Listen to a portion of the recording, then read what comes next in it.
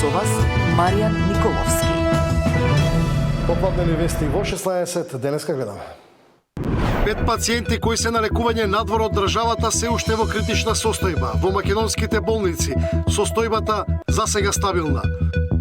Владата апелира на воздржаност. Студентите го откажаа утрешниот протест, не сакаат да бидат политички злоупотребени. ЗЕЛС и општините се вклучуваат во иницијативата за безбедни јавни објекти, контроли и санкции. Од утре почнува исплатата на итната парична помош од 150.000 денари за секое семејство кое на кој било начин е зафатено со несреќата во Кочани. Папата се врати во Ватикан. За прв пат по 5 недели им се обрати на верниците. Овие вести и детали за здравствената состојба на повредените од трагедијата во Кочани. Добар ден, останете овде, почнува веднаш. Состојбата на 5 мина повредени кои се на лекување во странство се уште е критична. За останатите пациенти попладнево пресек на Министерството за здравство. Александар Динев во овие вести. Александар, кои се последните детали? Последните информации, Маријан, од изјавата на министерот за здравство се дека во моментот 5 пациенти кои беа тешко повредени во големата трагедија и пожарот во клубот во Кочани се наоѓаат во критична состојба. Станува збор за пациенти кои се префрлени на лекување во странски центри.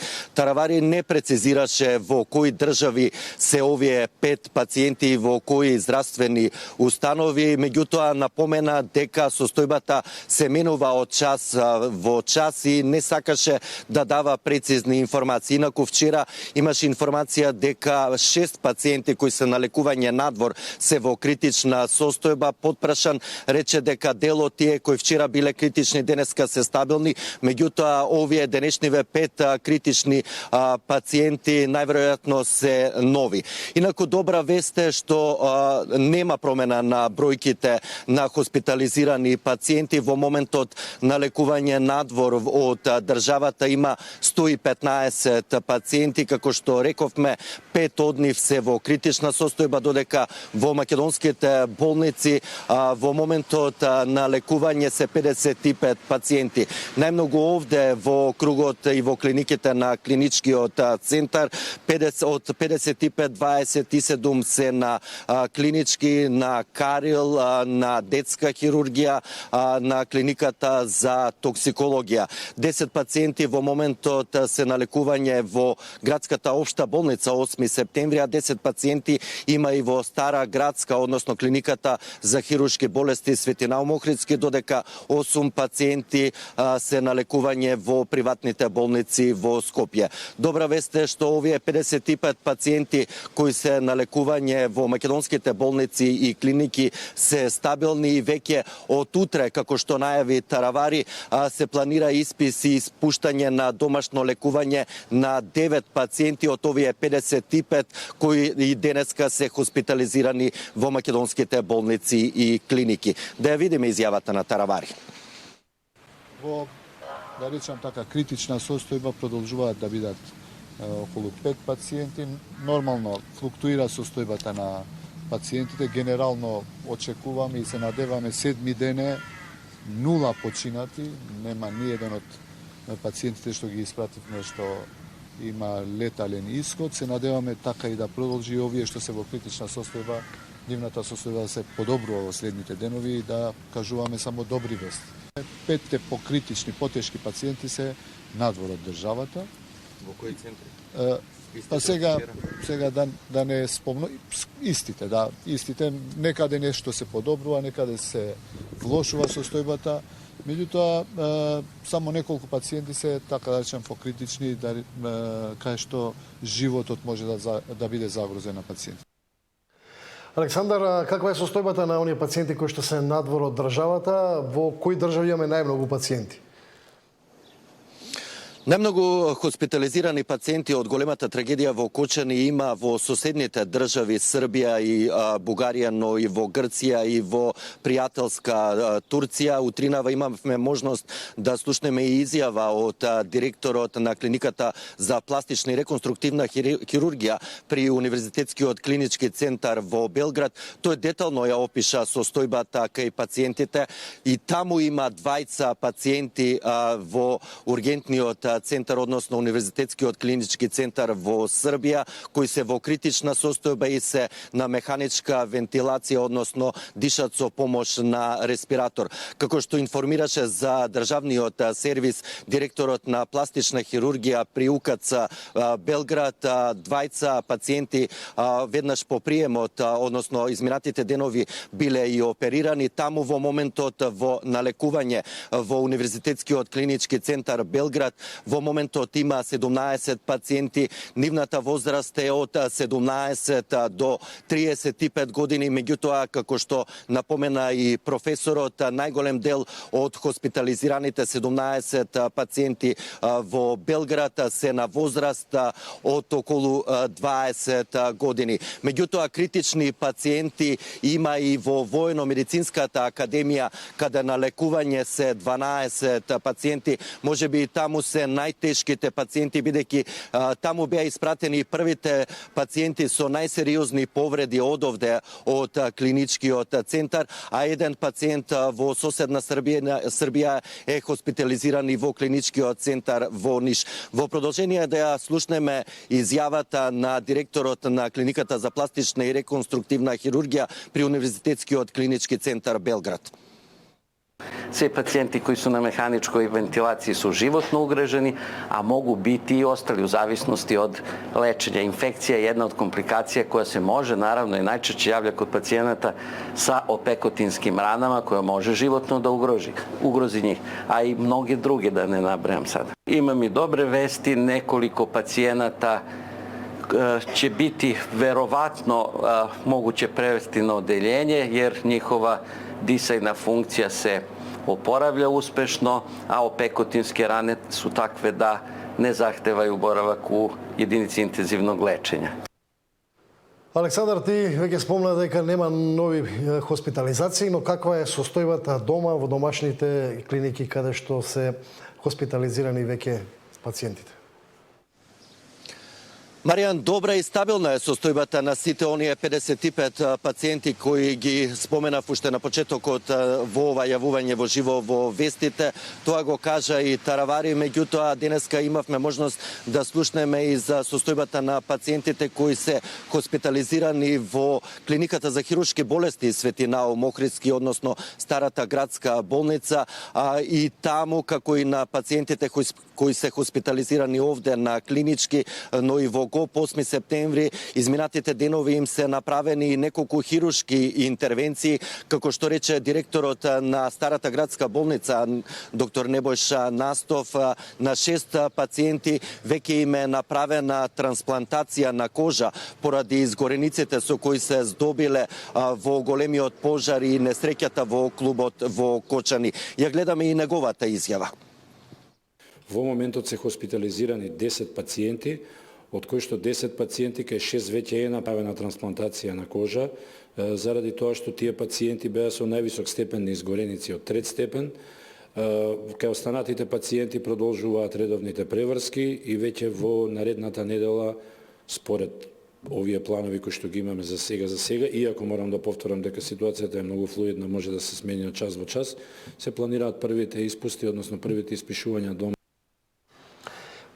Александар, имаше најави дека веќе од утре, веројатно следната недела, треба да има и враќање на дел од пациентите во странство, но и испуштање на дел од пациентите на домашно лекување. Каков е пресекот, какви се анализите на Министерството за здравство за тоа?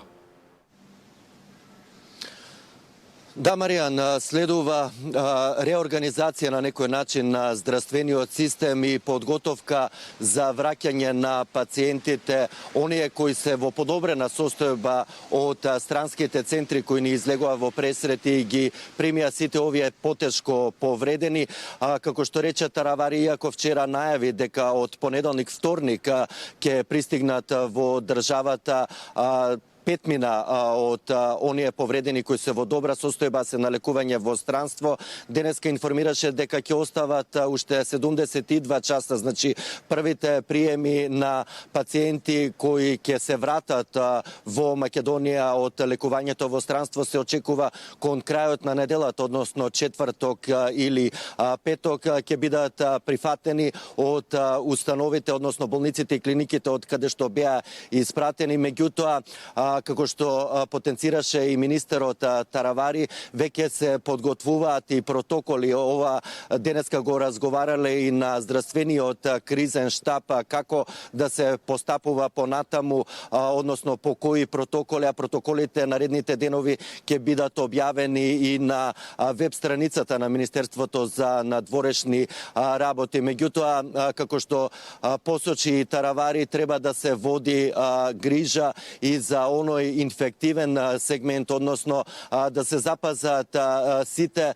стерилни услови за тоа што станува збор на вистина за тешки пациенти кои се здобиле со изгореници и по еден протокол и понатаму како би се третирале. Се размислува и за посебен дел во некоја од здравствените установи, дали во Скопје или во внатрешноста, каде што ќе има специјални тимови од повеќе специјалности кои ќе водат грижа и пост нега, односно рехабилитација на сите пациенти кои понатаму во континуитет би се враќале на понатамошен третман во македонските болници и клиники, а се со цел да се избегнат оние инфекции кои навистина се голема закана за ваков тип на повреди. Да ја видиме овде и ова изјава на Таравари. Видовме минимум 72 часа за пациентите кои што се враќаат во државата. Значи да бидат најавени од болниците. Практично очекуваме среда или четврток првите пациенти да се враќаат. Бројките ви кажувам, секој ден добиваме се подобри вести од нашите пациенти кои што се лекуваат надвор, меѓутоа мора да кажам дека повторно да бидеме внимателни, бидејќи знаат состојбите и да флуктуираат кај некои пациенти. Така да се надевам дека четврток, петок веќе ќе ги имаме првите пациенти кои што ќе бидат примени повторно на нашите клиники тука во Скопје. Остануваме да ја следиме состојбата како на пациентите кои се лекуваат во македонските болници, така и на оние 115 од кои 5 мина се во критична состојба, а во моментот се на лекување во странство, и нови информации во Централниот дневник во 19. Благодарам, Александар. Александар, благодарам за овие исцрпни детали околу здравствената состојба на повредените. Од утре почнува исплатата на итната парична помош од 150.000 денари за секое семејство кое на кој било начин е зафатено со несреќата во Кочани. Од владата и понатаму со апел семејствата на оние на кои се лекуваат надвор да ги контактираат владините тимови и дипломатско-конзуларните представништва за каква и да е потреба или трошок. Владата на Северна Македонија презеде итни мерки за да обезбеди целосна поддршка на сите погодени од оваа трагедија. Покрај оние кои се лекуваат во нашите болници, досега 116 пациенти се лекуваат во странски болници и ги придружуваат 188 членови на семејствата, а сите трошоци ги покрива државата. Државата ги покрива сите трошоци кои вклучуваат патување, сместување и нивните дневни потреби. Исто така, за секој погоден од оваа трагедија, Црвениот крст не информираше дека ќе им додели парични средства на семејствата од 150.000 денари, а распределбата ќе започне од утре, односно понеделник. ЗЕЛФ за утре најави координативен состанок од кој општините треба да се вклучат активно во контролите на јавните објекти, но и на колективните стамбени објекти. Дел од општините, особено во Скопје, веќе ги извадија своите инспектори на терен. Координирани вонредни контроли на општинските инспектори во сите единици на локалната самоуправа по страотната несреќа во Кочани, најавува председателот на ЗЕЛС Орце Ѓорѓиевски. Утре на состанок општинските власти ќе прават проценка кому му фалат инспектори за на терен, за да бидат преземени од друга општина, која веќе завршила со контролите. Ке се прави контрола на градинки, училишта, спортски објекти, културни домови и угостителски објекти. Посебен акцент во проверките ќе добијат местата каде што се собираат деца и млади. Ке се контролираат и стамбените згради, особено по старите, каде што целосно се запоставени хидрантските системи. Се внимава на се, бидејќи не смее да се пропушти ништо. Се внимава дали објектите имаат исправна противпожарна опрема и функционални противпожарни хидранти, дали електричните инсталации се безбедни и соодветно одржувани, постојат ли јасно обележани и функционални евакуациони патеки и планови, како и дали се поседуваат сите потребни документи и безбедносни елаборати. Ваквите контроли ќе бидат спроведувани во секоја општина и веќе гледаме дека многу градоначалници низ земјата ги мобилизираат целосно своите служби по истиот пример. Јасно ставаме до знаење, ќе има нулта толеранција за евентуалните неправилности. Објектите кои не се безбедни ќе добијат налози за итно отстранување на недостатоците, а доколку е потребно и привремено ќе се затворат додека тие недостатоци не се исправат.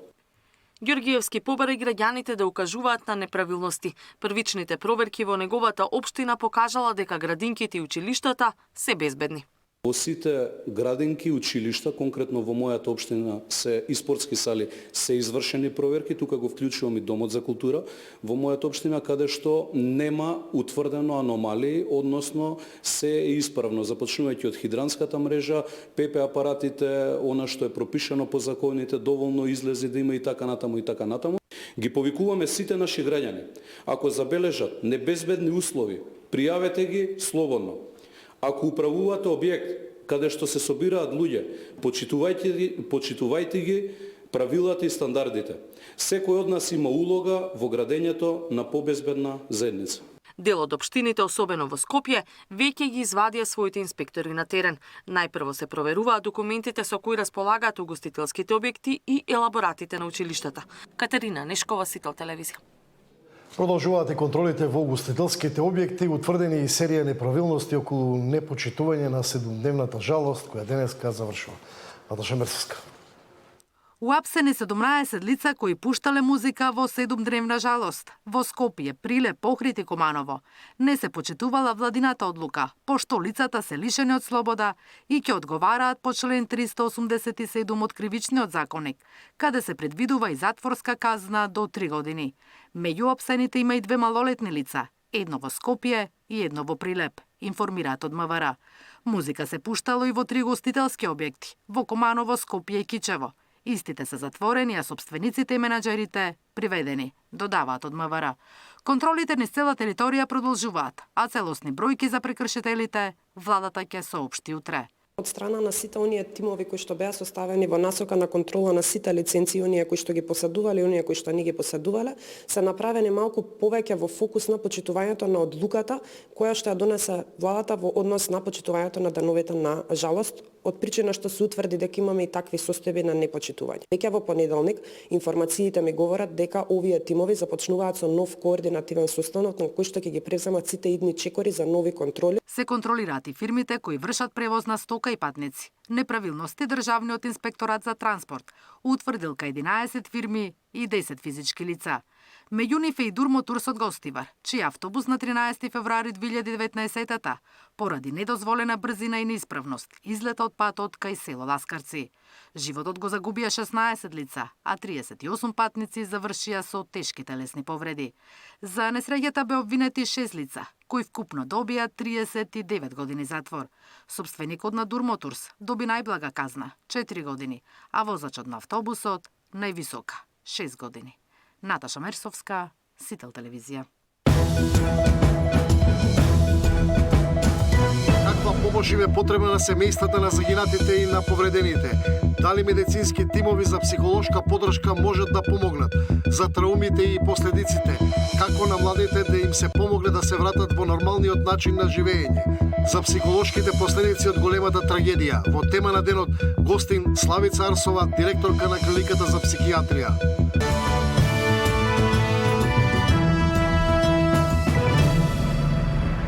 Владата и денеска апелира да се избегнува каква било политизација на случајот со цел истрагата да биде завршена професионално. Студентите кои Пак за утре има закажано протест пред платото на Универзитетот Светите Кирил и Методи, го откажаа поради сомнеж дека некој се обидува да ги исполитизира, откако утрово на социјалните мрежи беше објавено видео за кој сметаат дека ја компрометира нивната иницијатива. Да нема злоупотреба на трагедијата во Кучани за политички цели и да не се дозволи манипулација која ќе доведе до дестабилизација во овие тешки моменти. Апелираат од владата по бурните реакции и најави за собири по повод несреќата. Ја споделуваме загриженоста и разочараноста на граѓаните од нефункционирањето на системот, но во исто време ги вложуваме сите напори тоа да го промениме. Затоа во овој момент апелираме да не се шпекулира со невистини, манипулативни наративи и во ниеден случај не сакаме да се злоупотребува трагичната несреќа во Кочани. Затоа што нашата заложба се потврди со дела и акции. Има опсежна истрага во која се опфатени и приведени 34 лица. И таа се уште не е завршена. Студентите пак го откажаа најавениот собир за утре на платото на УКИМ, откако се појави снимка на социјалните мрежи од млади луѓе кои договараат протести, за кои студентите велат дека партиски ја компрометираат нивната иницијатива. Независниот студентски сојуз се огорчен и разочаран од политичките влијанија и мешање во нашите честни и искрени намери. Денеска сведочиме за видеоматеријал со кој се потврдува политичката вмешаност. Огромна група на студенти е жртва на обид за манипулација и тоа не сакаме да го дозволиме. Поради тоа нашиот собир закажан за утре во 13 часот пред платото на УКИМ се откажува, додека целосно не ги дистанцираме обидите за политичко влијание. Повторно апелираме партиите да стојат настрана од искрените и честни намери на студентите за нивно организирање, соопшти од Независниот студентски сојуз. Утре во Скопје ќе се одржи протестен марш на иницијативата Кој е следен, која соопшти дека нивната иницијатива нема никаква поврзаност со снимката на социјалните мрежи, ниту пак се вклучени во какви било разговори за формирање на нови студентски организации. Јавно ги осудија сите обиди за партизација на нивната граѓанска иницијатива. Протестниот марш утре ќе започне во 18 часот и 59 минути на плоштадот Македонија. Тамара Дичаска, Сител телевизија. Попладнево во Кочани повторно се одржа марш со молк за трагично загинатите. Маршот помина без обраќање и без транспаренти. Граѓаните помина пред дел од институциите и на крајот со 20-минутен молк оддадоа почит на жртвите.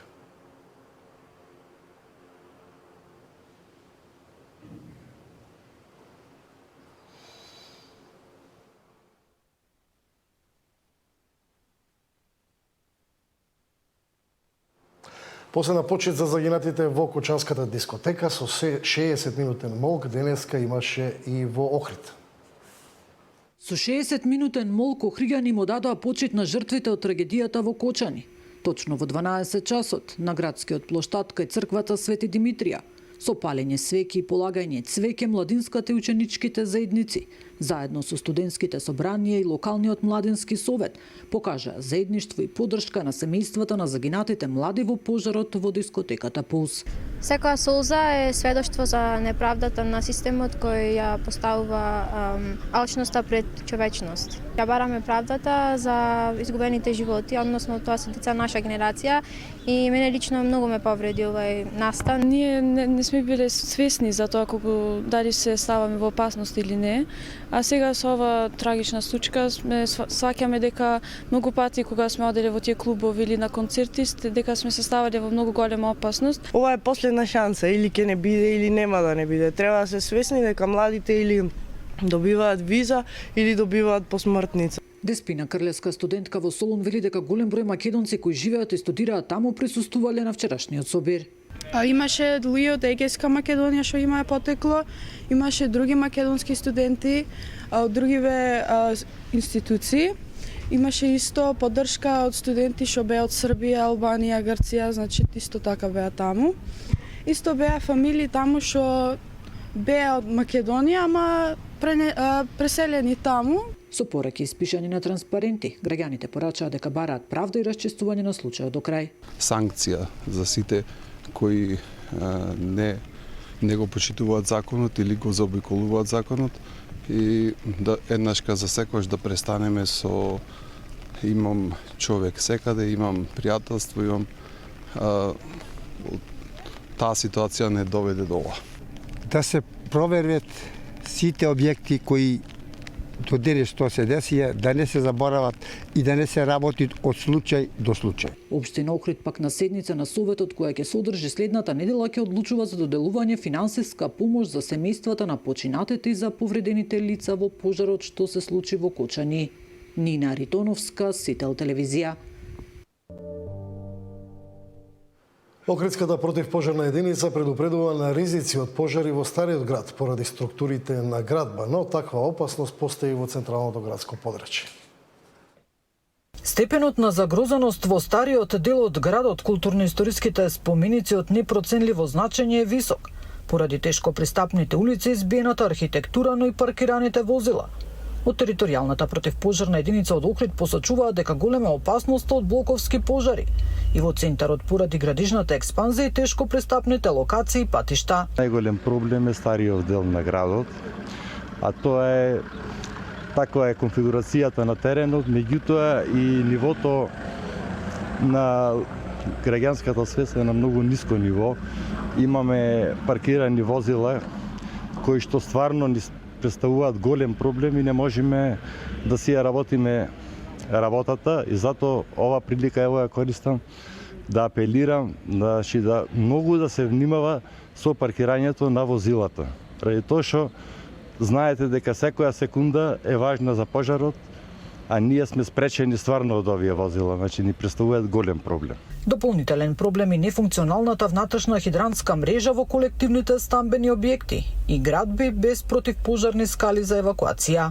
Хидрантската мрежа, значи низ Охрид, функционира со прекини и треба една добра реконструкција. Меѓутоа тоа е проблем што се таложи веќе 30 години, така да треба да почнат службите да го решаваат тој проблем за да може противпожарната служба да реагира навремено и подобро. Од територијалната противпожарна единица од Охрид потенцираат дека секој од нас треба да биде совесен и одговорен, но потребна и поголема едукација на населението, увежбување на плановите за евакуација, давање на совети и препораки. Нина Ритоновска, Сител телевизија.